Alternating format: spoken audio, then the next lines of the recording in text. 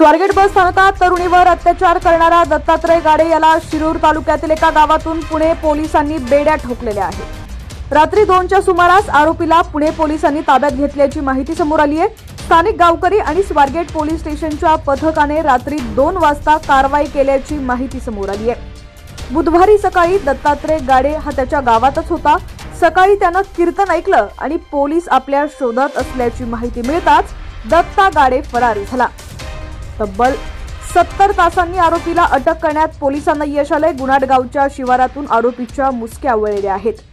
दत्ता गावात असल्याची माहिती नातेवाईकांनी पोलिसांना दिली। दत्ता गाडेनं नातेवाईकांकडून पाण्याची बाटली घेतली।